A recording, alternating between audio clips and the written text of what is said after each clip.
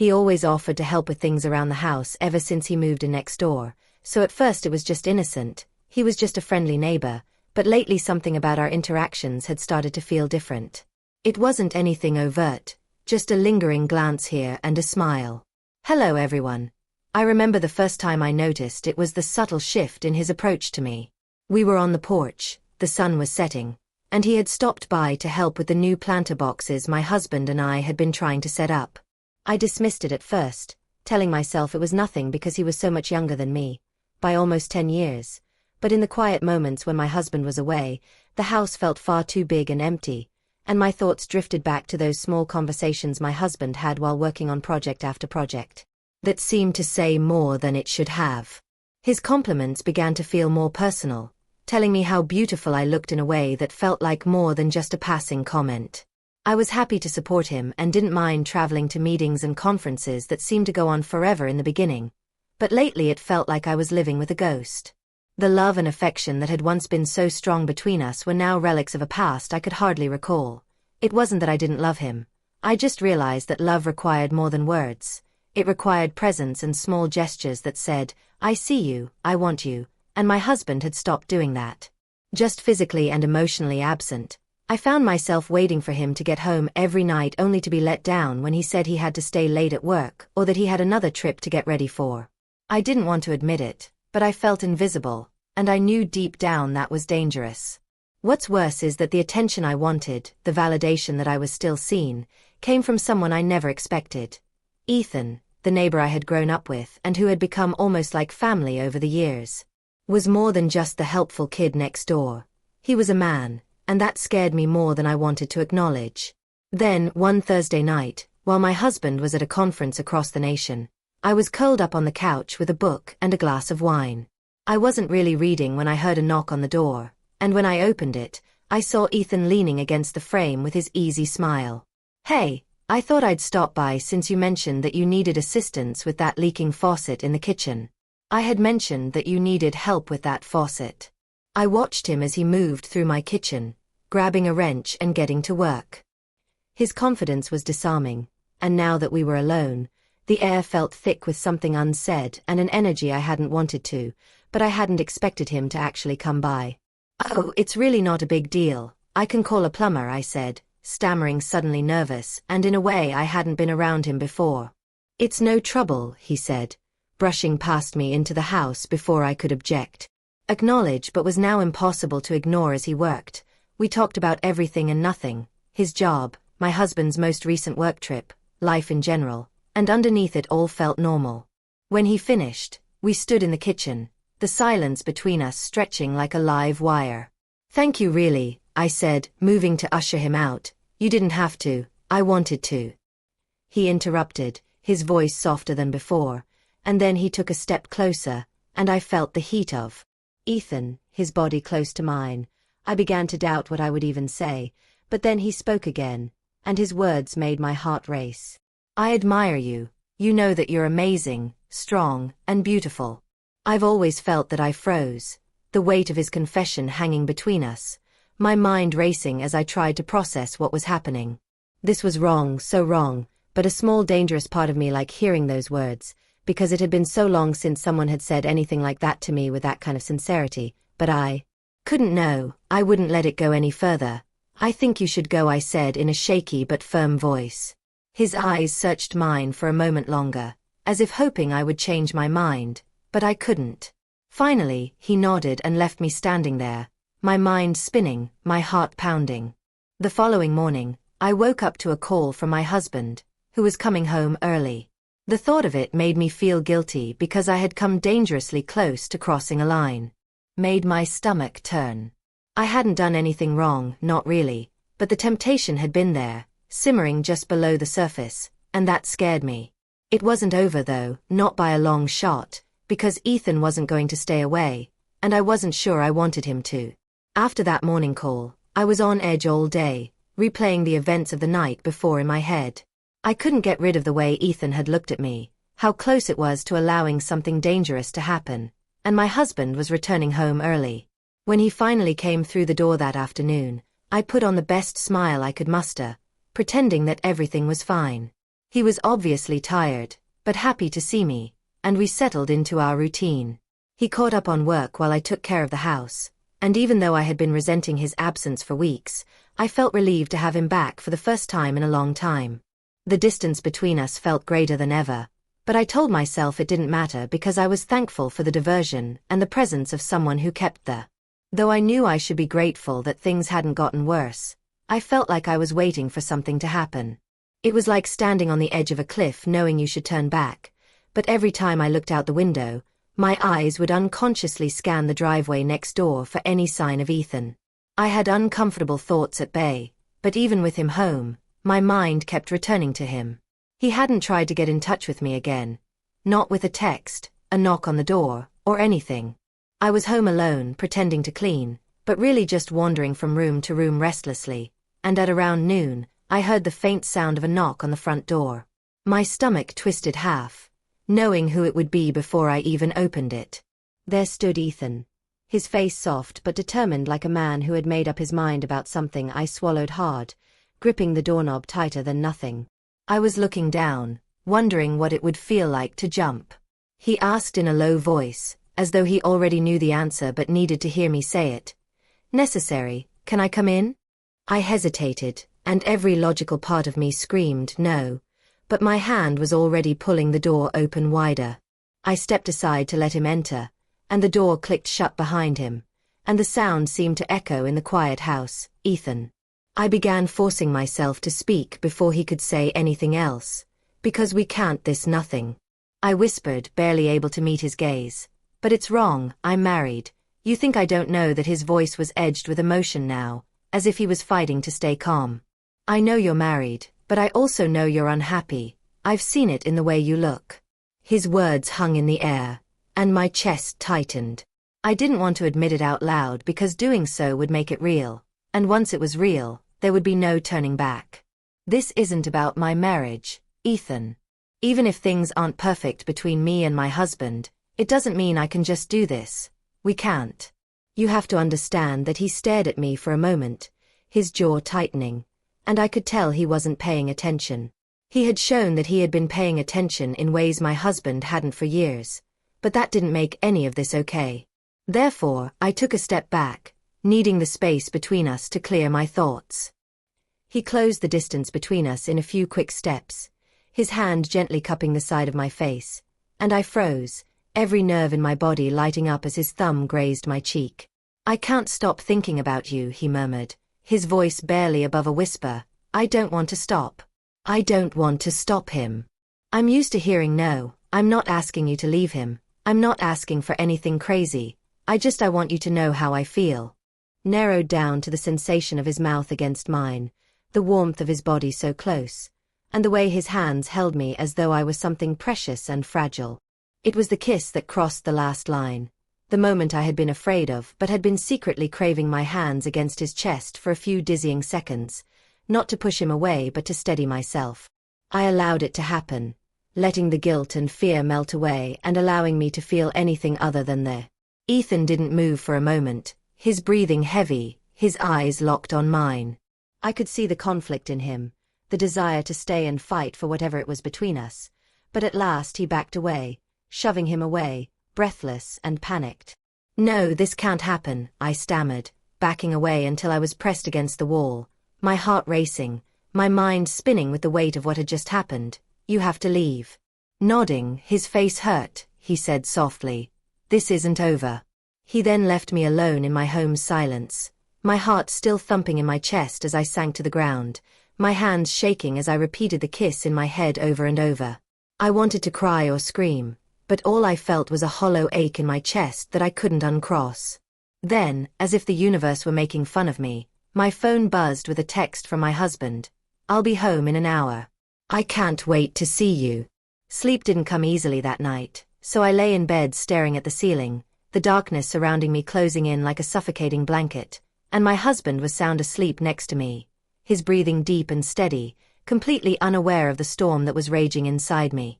It felt like a wave, heavy and suffocating, and I had to stop this before it spiraled into something that would destroy everything I had built, everything I had promised to keep safe, but the memory of Ethan's kiss lingered me like a whisper.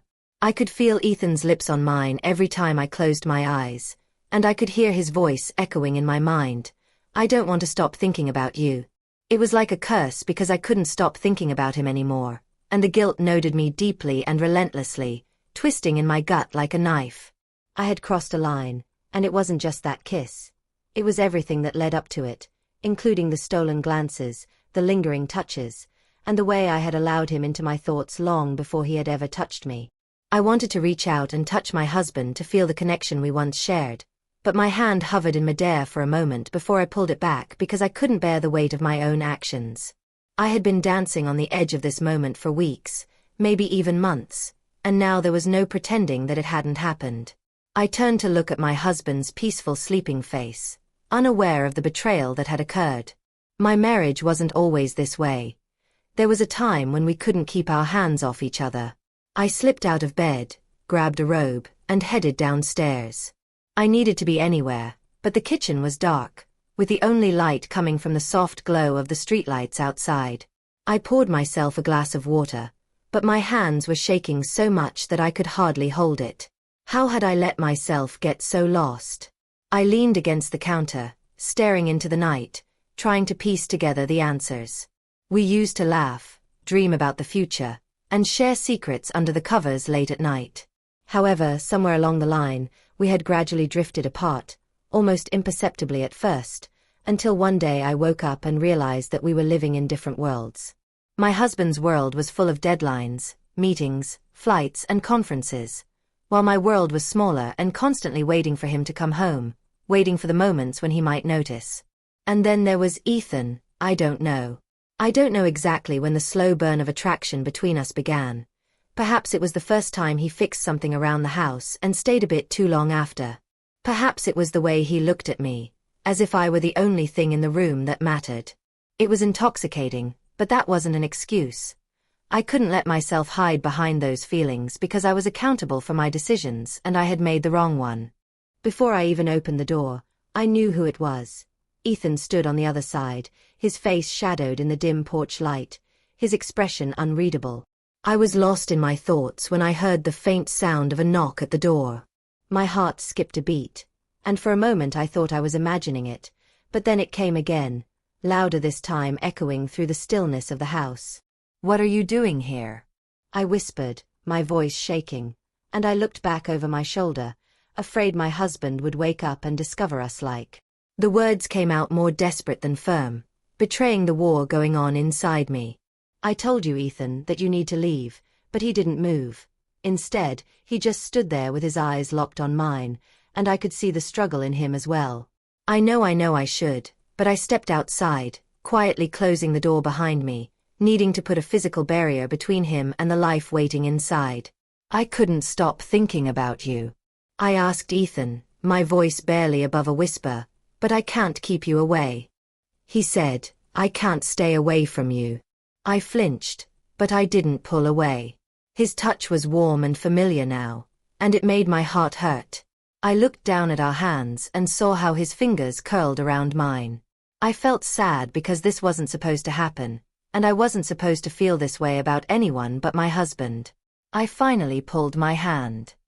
He started to say something, but the expression in my eyes must have stopped him.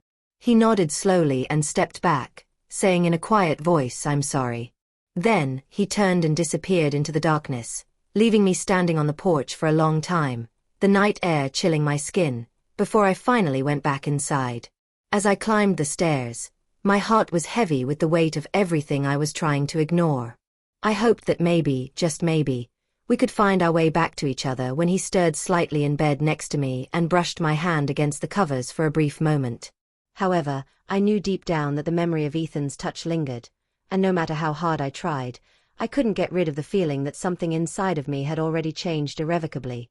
I had come so close to crossing a line from which there was no turning back, and even though I had stopped it for the time being, I wasn't sure how much longer The day everything fell apart, it was raining, and I remember standing at the window and watching the water run down the glass, feeling as though it was reflecting my own life. Everything was blurred and no longer clear. The past few weeks had been a tornado of emotions, including guilt, shame, and shame. My husband hadn't noticed anything, Or perhaps he had and didn't ask, perhaps he felt the distance too, but didn't know how to fix it, or perhaps he was simply too preoccupied to care. I had avoided Ethan ever since that night. The pole was still there, the tempt iron, but I was trying to do the right thing, trying to stay faithful to the promises I'd made so many years ago, and the weight of it all was getting to be too much for me to handle. On the porch, I no longer trusted myself around him, and every time I saw him, whether it was for a quick glance across the yard or to hear his footsteps outside, my stomach would turn to knots. Then, on a Friday afternoon, my husband was working from home and HED up in his office on a call. The knock on the door sent a chill down my spine, and when I opened it, I saw Ethan standing there, soaked from the rain, his hair plastered to his forehead, looking desperate, his eyes wild with something I couldn't quite place, and I was in the kitchen mindlessly making dinner, trying to divert myself with something mundane. I hadn't seen Ethan in a week, and part of me hoped that maybe he had finally given up, that he had moved on, but deep down I knew it wasn't that simple. I whispered, "I can't keep doing this," as I stepped out onto the porch and pulled the door closed behind me. "I can't keep pretending like I don't care about you like you don't care about me, Ethan," he said, his hands clenched into fists at his sides. I started, but he cut me off. "No, you need to hear this," he said, his voice rising in frustration.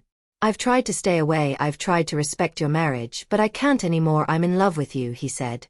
The words, "can't just let you go," hit me like a punch to the gut, and for a moment I was unable to breathe. This wasn't just attraction or some short-lived crush, and it scared me, Ethan. I trembled as I whispered, "I can't, because I'm married, and you know I can't, and you're not happy with him." He shook his head, begging. "I see it, you feel it. Why are you holding on to something that's already broken?"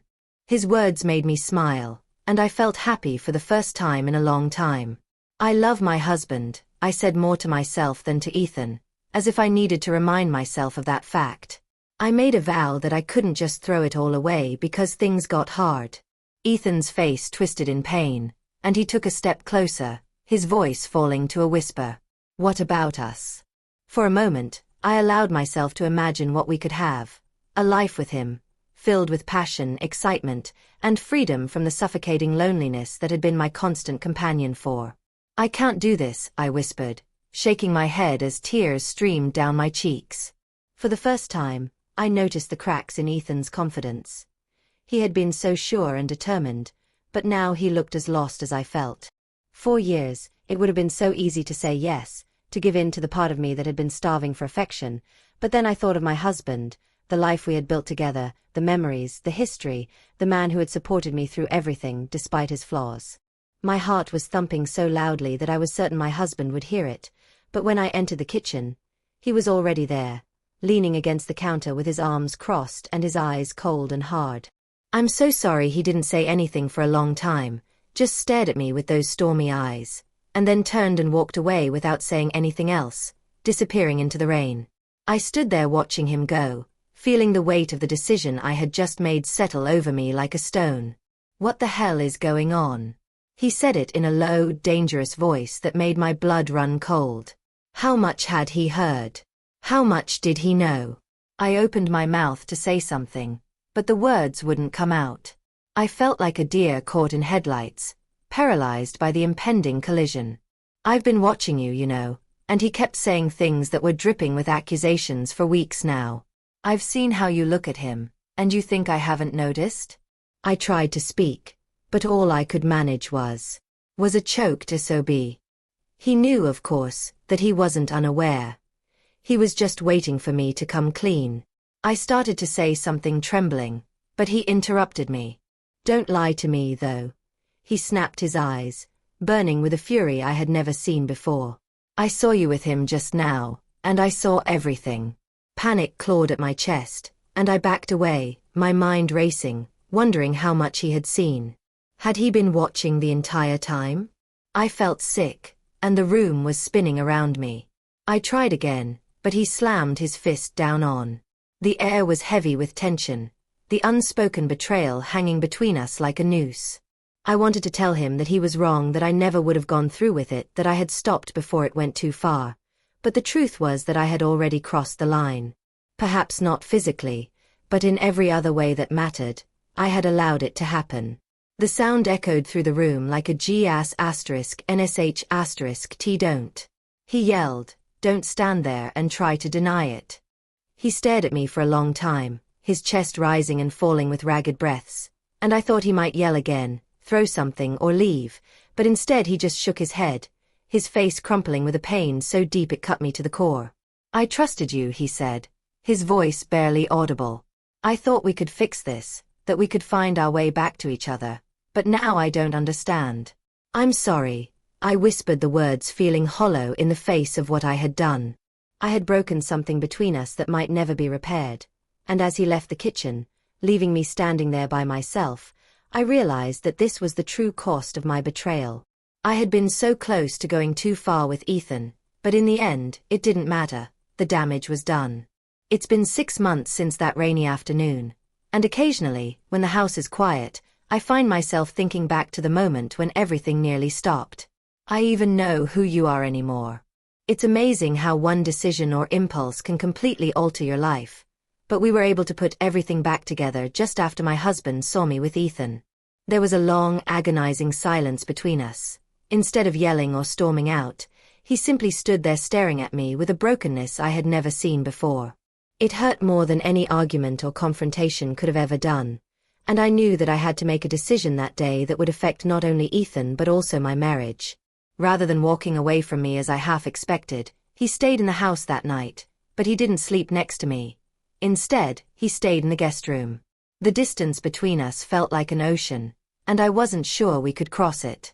The following morning, I woke up early, the air in the house still thick with everything unsaid I wanted to say. "Life, I'm sorry," I whispered, my voice and trembled, barely able to meet his eyes. I think he knew the depth of my regret, and he could see how close I had come to crossing that line.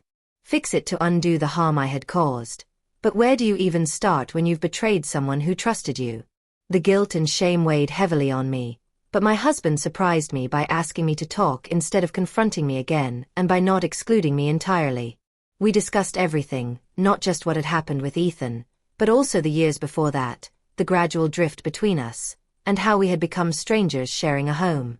I told him things I hadn't even considered telling him. He heard me talk about how lonely I had been, how invisible I had become in our marriage, and how much I missed the connection we used to have.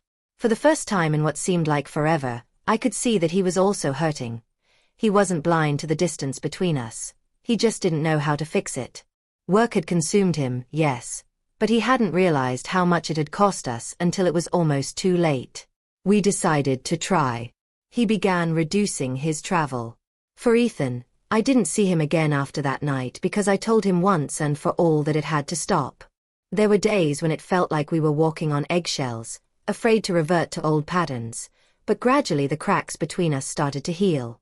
I made a conscious effort to be present for the little moments that used to matter so much, to stop looking for validation outside of my marriage, and to focus on rebuilding the bond we had lost. He understood my words of temptation, and I believed that our relationship was never intended to be more than a temporary diversion from the real work I needed to do on myself and my marriage. I'm not sure if he ever fully let go of his feelings for me, but I made it clear that I had to let go of mine. The road back to my husband wasn't an easy one. It required patience, time, and a great deal of honesty. We took counseling, which I never thought we'd need, but it helped us learn how to talk about the things that truly. There are still days when I wonder how we made it through the other side. There were times when I thought we wouldn't make it because the weight of my guilt felt too heavy for bear, but somehow we found each other again in the wreckage and we were stronger for it. However, that doesn't mean the memory of Ethan has completely faded. I'd be lying if I said I never think about him or how close I came to. It's frightening how easily desires can blur the lines, especially when your emotional needs are not met. I'm glad I took a step back before it was too late, and I'm thankful for my husband's second chance at giving me a chance to rebuild something I nearly lost, but I always carry the memory with me as a silent reminder of how close I came to losing it. Throwing everything away for a fleeting moment of desire haunts me sometimes. When I look at my husband, I see the man who fought for us and chose to stay even though I didn't deserve it, and I see the woman I want to be, the woman who fought not just for her marriage but for herself. The rain has stopped outside, and as I stand by, I realize that it's not something I dwell on. But it's there, lurking in the background, a shadow in the corner of my mind. Perhaps that's a good thing. Perhaps it's a reminder to never let myself get so lost again. I feel something that I haven't felt in a long time as I look out the window and see the world return to focus.